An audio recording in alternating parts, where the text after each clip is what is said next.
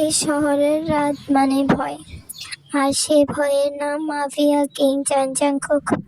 সে ছিল অন্ধকার জগতের রাজা। তার নাম শুনলে মানুষ ভয় পায়। রক্ত, বন্দুক, প্রতিশোধ, এই ছিল তার জীবন।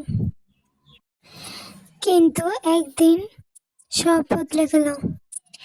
একটা বৃষ্টি ভেজা সন্ধ্যায় শহরে এক ছোট্ট বইয়ের দোকানে প্রথম দেখা হয় তার সাথে। নাম কিম তাই।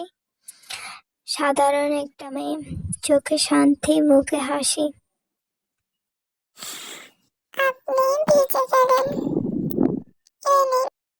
তের এই ছোট্ট কথাটাই যেন জেকের ভিতরে মানুষটাকে ছুঁয়ে যায়।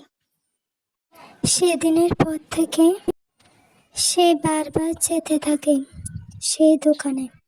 বইয়ের মাঝে গভীর খাপ, ছোট্ট ছোট্ট কথা, ধীরে ধীরে তৈরি হয় এক অদ্ভুত সম্পর্ক। তে জানতো না জেকে কে। তের কাছে জেকে ছিল শুধু একজন চুপচাপ ভদ্র মানুষ।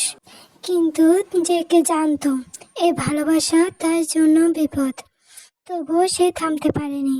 একদিন তে হেসে জিজ্ঞাসা করেছিল, তুমি এত চুপচাপ কেন?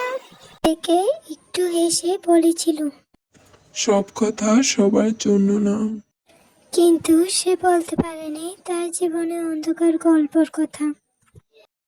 এরপর একদিন সবকিছু ভেঙে যায়।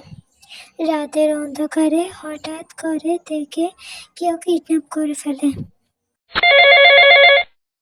হ্যালো, মাফিয়া কিং জেকে, এখন তোমার ভালোবাসা আমাদের কাছে। আমি গল্পটা কেমন হয়েছে জানিও। ভালো লাগলে লাইক, কমেন্ট, শেয়ার, সাবস্ক্রাইব করো। কোনো ভুল হলে জানিও, আমি সেটা পরবর্তী ভিডিওয়ে ঠিক করে দেবো।